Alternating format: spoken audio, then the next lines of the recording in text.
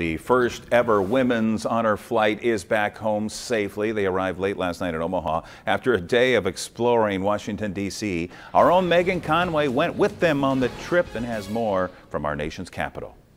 Monday was a day 135 area veterans will never forget. They hopped on a plane at 4 a.m. for the first ever all-women's honor flight to Washington, D.C., complete with a police and motorcycle escort and an all-female flight crew. We're so happy that they handpicked us to take your flight this morning. We're just absolutely honored. When the wheels touched down in our nation's capital, a welcoming party was waiting for the women.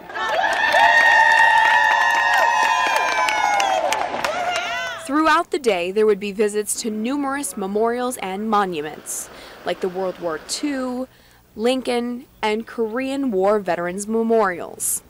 For Heather Stringer of Ceresco, a former Navy aircraft mechanic, the 9/11 Pentagon Memorial would be a big moment. She was on an aircraft carrier off the east coast of Africa when the attacks happened. When we were over there for 9/11, we didn't really get an opportunity to mourn the way the rest of the country did. It was, processing. I mean, we're 17 years removed from 9/11, and there's still parts of me that it was like it just happened. So I think when we go to the Pentagon, that's going to be a closure piece for me. So that's the part that I'm dreading and looking forward to the most. For Edith Petersen, a World War II Army nurse, the Marine Corps War Memorial holds a special place in her heart. Her husband Henry, a Navy veteran, watched the soldiers raise the U.S. flag that day at Iwo Jima. He was in the water on a boat, and it was traveling between the boat and land, picking up injured people and carrying supplies to the island. And Henry just passed away 2 years ago. I wish he could have seen it. We've got a statue on our piano just like that. And for Jeannie Morehart from Hickman, the tomb of the unknown soldier and Vietnam Wall held a lot of emotions. Today, with the changing of the guard, they did a memorial service for a fallen soldier, and that really hit home. When Taps was played, tears automatically came down my eyes. That just tore to my heart.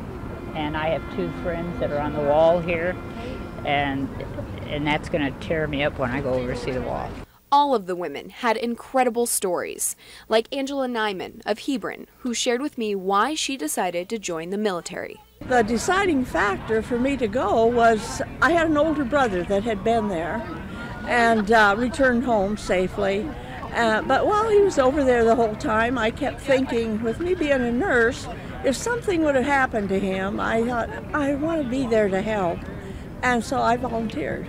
Even with all the breathtaking sights and first-time experiences, the support from the community and family and friends meant the most to these women, including two veterans from Lincoln. My last deployment, I went through a divorce, and when I came home, I was with a very small unit, and I was the only person, that didn't have people there when we came home. And so being able to do this and then have my family there waiting for me today is going to be really exciting. Another memorable moment we had when we were at the 9/11 Pentagon Memorial, a girl probably about 11 years old came up to us crying, and she just said, I just want to thank you so much for your service. It just felt great.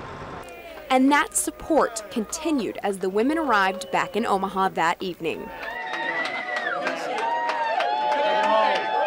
Many people very eager to thank some of the women who stand up for our freedoms.